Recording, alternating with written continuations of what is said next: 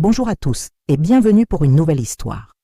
Aujourd'hui, je vous emmène dans un conte de fées classique qui nous parle de noblesse, de sensibilité et d'un tout petit légume qui a changé un destin. Installez-vous confortablement, on part à la rencontre de la princesse au petit pois. Imaginez un jeune prince, charmant et plein d'idéaux. Son plus grand désir? Épouser une princesse, mais attention, pas n'importe laquelle. Il cherchait une princesse authentique, une vraie de vraie, avec un cœur pur et une âme douce. Fini les prétendantes qui jouaient un rôle, ou celles qui se déguisaient pour la couronne. Non, il voulait la perle rare. Déterminé, notre prince se lança dans un incroyable voyage. Il parcourut son royaume de long en large, franchissant des montagnes escarpées, traversant des rivières tumultueuses et s'aventurant dans des forêts profondes et mystérieuses. Il rencontra des dizaines de princesses, toutes plus belles les unes que les autres. Certaines étaient intelligentes, d'autres courageuses, mais aucune ne semblait posséder cette authenticité si spéciale qu'il recherchait. À chaque rencontre, il repartait un peu plus déçu, le cœur lourd. Le temps passait, et le prince commençait à se demander si cette princesse de ses rêves existait vraiment.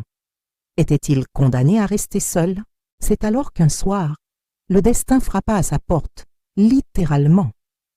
Un orage terrible faisait rage à l'extérieur. Le vent hurlait, la pluie tombait à torrents, et des éclairs zébraient le ciel noir. Au milieu de ce chaos, on entendit frapper aux grandes portes du château. Un garde alla ouvrir et découvrit une jeune fille, complètement trempée de la tête aux pieds. L'eau ruisselait de ses cheveux collés à son front, et ses vêtements, autrefois élégants, étaient maintenant lourds et dégoulinants. Ses souliers faisaient un petit floc-floc à chaque pas sur le sol en marbre du hall.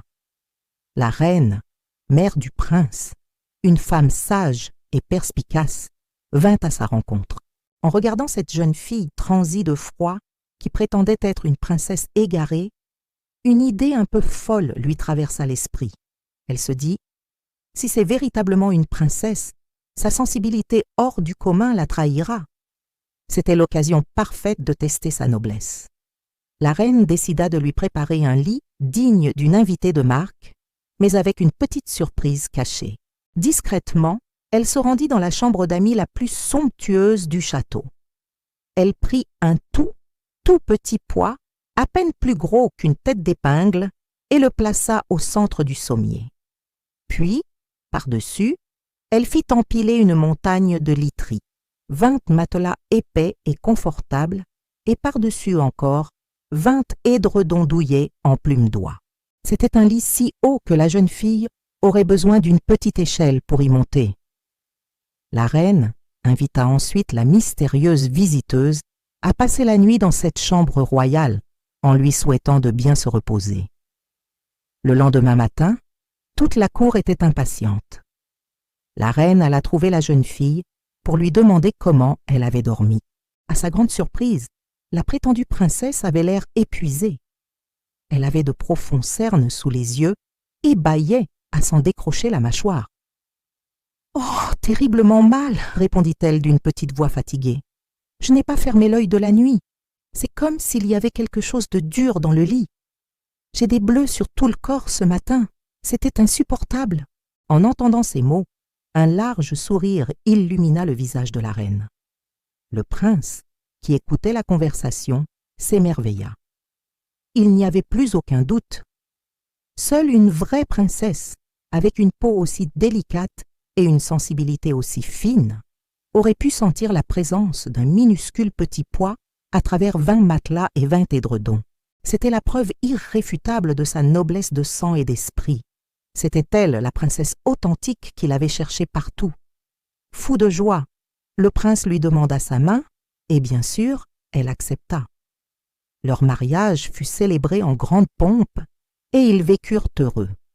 Et le petit pois, me demanderez-vous, il ne fut pas jeté. Au contraire, il devint une véritable relique. Il fut placé avec soin dans une vitrine en cristal et exposé au musée royal du royaume. Ainsi, Tous les visiteurs, des plus jeunes aux plus âgés, pourraient se souvenir de cette nuit magique où un simple petit pois révéla la véritable nature d'une princesse. Et voilà, c'est la fin de notre histoire. J'espère qu'elle vous a plu et qu'elle vous a transporté. Si c'est le cas, n'oubliez pas de laisser un pouce bleu, de vous abonner à la chaîne pour ne manquer aucune de nos prochaines aventures et de partager cette vidéo avec vos amis. Merci de m'avoir écouté et à très bientôt pour un nouveau conte.